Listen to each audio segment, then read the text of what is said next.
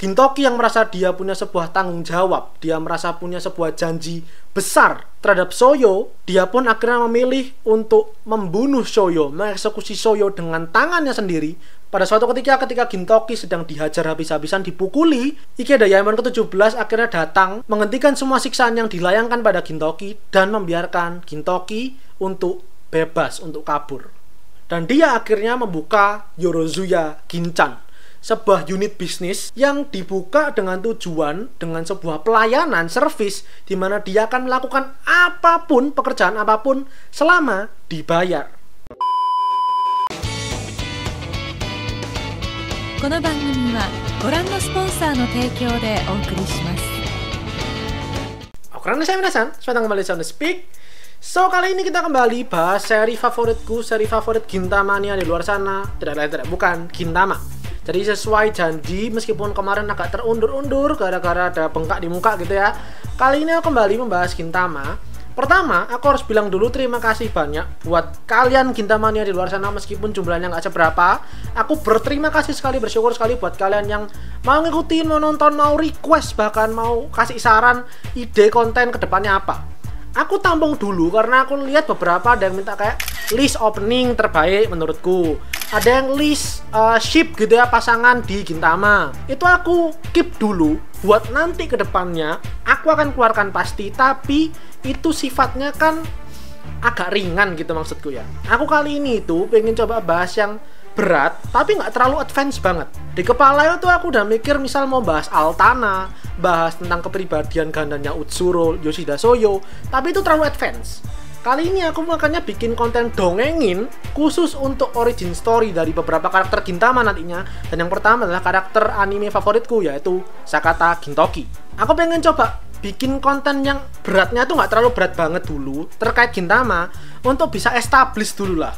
Sound the Speak itu adalah channel yang aktif bahas Gintama, bukan channel pembahasan Gintama melulu. Aku nggak mau bikin channel ini jadi channel pembahasan Gintama doang. Tapi seenggaknya aku pengen dikenal gitu, pengen dikenal sebagai Sony dari Sound the Speak itu orang yang ngefans banget sama Gintama, tapi bisa bahas banyak macam anime.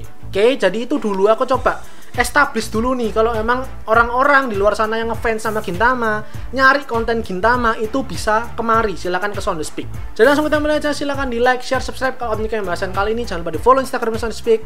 Mari kita mulai ceritanya.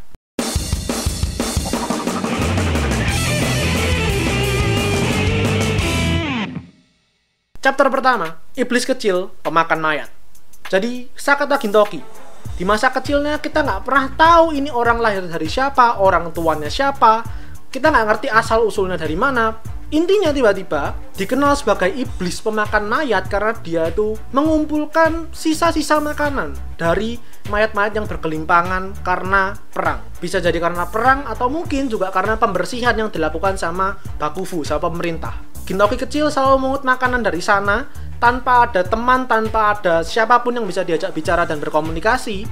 Sampai akhirnya suatu hari, rumor tentang iblis kecil pemakan mayat ini didengar oleh seorang Ronin bernama Yoshida Soyo.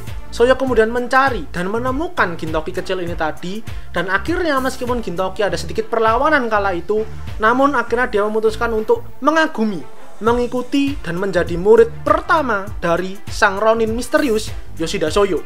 Semenjak itu, dia mengikuti Soyo Sensei-nya kemana-mana, bahkan sampai si Soyo akhirnya mendirikan sekolahnya dia sendiri, sekolah pribadinya dia, yaitu Shoka Sonjuku. Dan di sana Gintoki bertemu dengan banyak teman-temannya dia, sesama anak yang kurang mampu, anak-anak yang miskin, anak-anak yang mungkin yatim piatu, semuanya dikumpulkan oleh Soyo. Dan tentunya sampai di hari dimana ia bertemu dengan dua orang temannya, yaitu Katsura Kotaro dan Takasugi Shinsuke. Takasugi kecil yang selalu berusaha untuk jadi lebih kuat, beberapa kali menantang Gintoki yang bisa dibilang kayak dia orang yang paling kuat lah di Shoka Sonjuku itu, untuk selalu diajak tarung berkali-kali sama dia. Gintoki berkali-kali menang sampai akhirnya dia kalah satu kali, dan dari situ Takasugi dan Katsura diterima menjadi bagian dari Shoka Sonjuku dan menjadi bisa dibilang kayak Trisula, 3 anak emasnya Yoshida Soyo.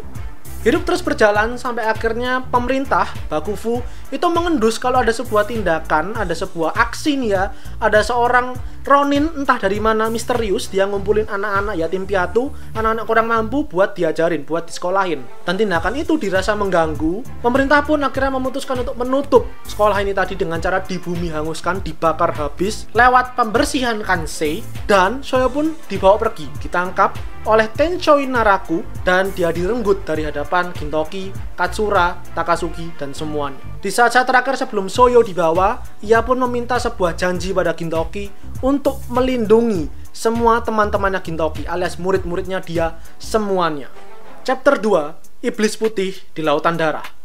Gintoki dan kawan-kawannya yang kehilangan sosok yang bisa diandalkan gitu ya, orang yang disayang banget, dihormati banget, yang menjadi andalan mereka tiap harinya, akhirnya memutuskan untuk membalaskan rasa kehilangan mereka dengan cara menyerbu pasukan pemerintahan, bergabung dalam perang Jowi, dan menyelamatkan guru mereka yaitu Yoshida Soyo. Banyak hal terus terjadi, entah berapa lama mereka bertempur tiap harinya, sampai mereka mendapatkan sebuah bantuan, yaitu sang naga dari Katsurahama, Sakamoto Tatsuma. Mereka berempat inilah yang bisa dibilang kayak jadi pentolannya waktu di perang Jowi. Mereka punya peran, mereka masing-masing punya peran vital dalam menggerakkan pasukan dan tentunya untuk mengalahkan para musuh, sampai-sampai dia sendiri mendapat julukan Shiroyasa alias Sang Iblis Putih.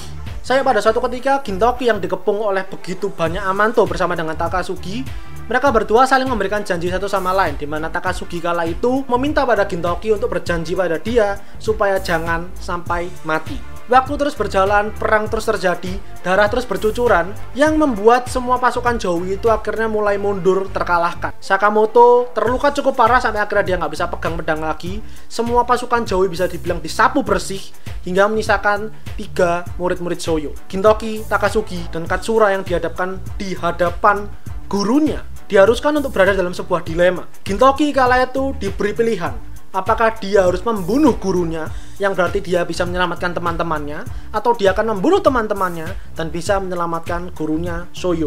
Gintoki yang merasa dia punya sebuah tanggung jawab, dia merasa punya sebuah janji besar terhadap Soyo, dia pun akhirnya memilih untuk membunuh Soyo, mengeksekusi Soyo dengan tangannya sendiri, memenggal kepalanya, dan membiarkan teman-temannya Takasugi dan Katsura untuk bebas dan selamat. Sesudah hal itu terjadi, mereka pun menguburkan mayat Soyo dan mereka semua memutuskan untuk berpisah.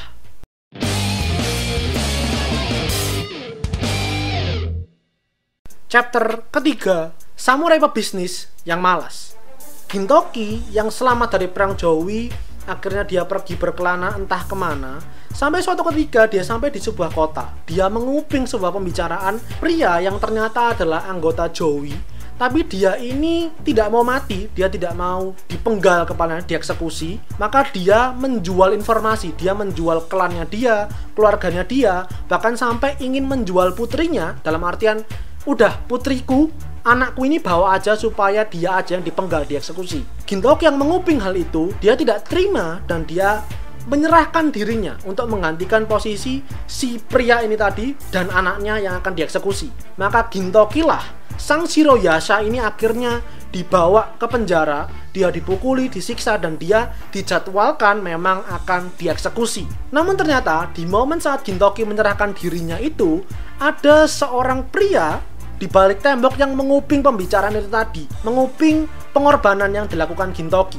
Dan dia adalah Ikeda Yaemon ke-17, sang kepala klan Ikeda, yang mana adalah klan yang memang ditugasi untuk menjadi eksekutor bagi para napi atau tahanan yang memang harus dieksekusi. Pada suatu ketika Gintoki sedang dihajar habis-habisan, dipukuli, Ikeda Yaemon ke-17 akhirnya datang menghentikan semua siksaan yang dilayangkan pada Gintoki dan membiarkan Gintoki untuk bebas, untuk kabur.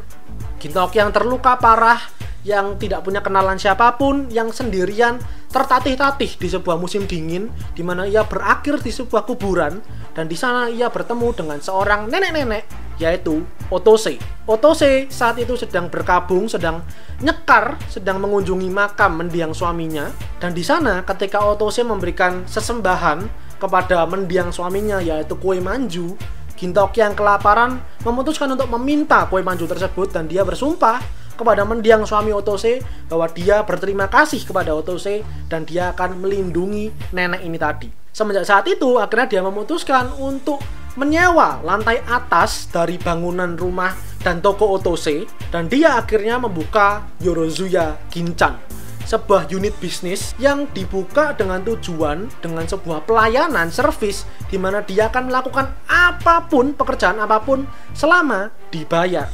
Dan dari situlah dimana Gintoki mengumpulkan beberapa anggota Yorozuya awalnya, yaitu Kanemaru, Ikesawa, dan Furuhashi, hingga akhirnya dia bertemu dengan anggota-anggotanya yang sekarang, adik-adiknya dia yang sangat dia sayang, yaitu Kagura dan Shinpachi, yang ujungnya dia bertemu dengan begitu banyak orang di Kabukicho, di Edo, dan melakukan begitu banyak hal-hal bodoh dan goblok dan heroik bersama dengan mereka. Mulai dari dia kepalanya amnesia, bikin meriam Neo Armstrong Cyclone Jet Armstrong, jaga hotel sama setan, berburu kumbang emas, main sepak bola, jadi anggota Shinsengumi, masuk ke dunia game jadi avatar Monkey Hunter, gendernya ketuker, jiwanya ketuker, nyukur rambut shogun, naik di punggung shogun, ngerusak pemakaman orang, menjungkir balikkan negara, terlibat dalam urusan 4 dewa Kabukicho, bertemu dan bertempur kembali dengan Takasugi, melawan kembali musuhnya dari masa lalu, ngeparodiin Dragon Ball, ngeparodiin Senseiya, ngeparodiin Koro Sensei, dan banyak lagi hal lainnya. Nggak cuman bertemu dengan orang-orang baru aja, tapi juga bertemu kembali, reuni kembali dengan kawan-kawan lamanya dia, Zura, Sakamoto, dan Kurokono Tasuke. Banyak hal yang terjadi, banyak momen komedi dan action yang terjadi, hingga akhirnya ia sampai di sebuah pulau, yaitu Pulau Kokujo. Di sana ia bertemu dengan gurunya dia, yaitu Shoyo, yang ternyata bukan Shoyo, tapi adalah sosok dari masa lalunya dia, sebuah kepribadian ganda lain dari Yoshida Shoyo yang ia kenal, yaitu Utsuro, seorang mutan Altana bumi yang tidak bisa mati. Setelah pertempuran di Pulau Kokujo, ia pun menyadari, mencari tahu bahwa sebenarnya gurunya ini bukanlah sosok yang selama ini ia kenal. Ada sebuah misteri lain, ada sebuah hal lain yang disembunyikan selama ini, dan kenyataan bahwa gurunya ini adalah perwujudan lain, perwujudan dari seorang monster Altana yang nggak bisa mati. Dari situlah akhirnya Gintoki bersumpah untuk menghentikan gurunya ini tadi, yaitu Shoyo alias Utsuro. Momen ini pun akhirnya terwujud di saat Utsuro berusaha untuk menghancurkan bumi. Di sana semua penduduk Kabukicho dan tentunya Yorozuya dan tentunya Gintoki berusaha mati-matian untuk menghentikan Utsuro untuk menjalankan rencananya dia. Mereka pun berhasil memojokkan Utsuro dan akhirnya Utsuro pun terjatuh ke dalam lubang Altana yang membuatnya hilang untuk selama-lamanya. Atau dipikirnya seperti itu. Chapter keempat, Pengelana Lubang Altana. Alasan kenapa aku bilang dipikir seperti itu, karena kebanyakan orang berpikir setelah perang itu berakhir, maka dunia aman, dunia udah clear, nggak ada masalah. Tapi Gintoki tidak merasa dan tidak percaya itu. Dia pun akhirnya quit, dia keluar dari bisnis yang sudah ia bangun, meninggalkan Kagura dan Shinpachi tentunya, untuk berkelana ke setiap lubang Altana di seluruh muka bumi, dengan sebuah kepercayaan dia yakin bahwa karena Utsuro ini jatuh ke lubang Altana, bukan berarti dia mati. Kelak nanti dia pasti akan terlahir kembali, karena ya Utsuro memang terlahir dari Altana. Maka ia pun berkelana dari satu tempat ke tempat lainnya tiap hari selama kurang lebih 2 tahun lamanya, hingga akhirnya di suatu tempat ada seorang bayi kecil yang terlahir di sana. Dan Gintoki tahu bahwa itu adalah Utsuro atau Yoshida Shoyo. Saat itu Gintoki belum tahu kepribadian mana yang muncul, sehingga ia sempat ragu, dimana awalnya dia berusaha ketika tahu ini ada bayi lahir, dia pengen ngebunuh aja ini bayi supaya udah clear Utsuro nggak ada lagi. Tapi dia tahu kalau mungkin yang muncul nanti adalah gurunya dia, yaitu Shoyo Sensei. Dia pun mengajak bayi yang kemudian berubah jadi bocil dengan amat cepat ini kemana-mana, dan memang benar ternyata sosok yang muncul itu adalah Yoshida Shoyo. Namun sayang, reuni mereka hanya sebentar karena Tenshoi Naraku itu sudah membaca pergerakan mereka, dan pasukan Naraku langsung menyerang Shoyo. Shoyo pun yang mempercayai muridnya ini tadi yang sudah ia temukan kembali setelah sekian lama, dia meninggalkan jantungnya dengan tujuan, aku percaya bahwa muridku kamu pasti bisa menggunakannya untuk menghentikan aku, alias menghentikan Utsuro. Gintoki yang memegang hal itu tadi menjaga baik-baik jantungnya, dan akhirnya ia terus berkelana sampai bertemu kembali dengan kawan lamanya dia, yaitu Takasugi. Mereka berdua akhirnya berkoalisi, bekerja sama, dan satu visi, satu pandangan di mana mereka ingin menghentikan Utsuro, yang akhirnya membawa mereka kembali ke tanah kelahiran mereka, tanah di mana mereka dipertemukan, tanah di mana Gintoki punya banyak sekali keluarga, kenangan, dan memori, yaitu Edo. Dan disitulah pertempuran terakhir untuk menyelamatkan dunia terjadi, di mana Gintoki berjuang keras untuk menghentikan Utsuro, plus sekaligus bisa menyelamatkan gurunya, yaitu Shoyo. Dan itulah perjalanan kisah hidup Sakata Gintoki. Jadi itu aja untuk konten kali ini, dongengin yang sudah aku rangkum. Kurang lebih itu garis besarnya gitu ya, benang merahnya kehidupan karakter favoritku ini, si goblok Gintoki ini, semuanya udah aku rangkum.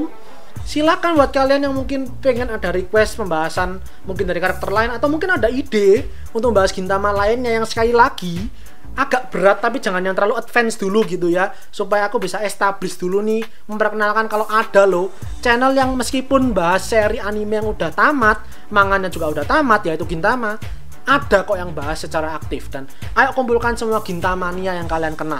Oke? Jadi silahkan di like videonya kalau kalian suka bahasan kali ini. Jangan lupa berkomentar, di share teman-teman kalian, dan terakhir jangan lupa di follow Instagram Sound Speak dan subscribe buat kalian yang mau menikmati banyak konten anime dan manga dari channel Sound Speak, karena anime dan manga yang aku suka dan yang kalian suka. So I'll see you guys on the next video. Itterashai minasan.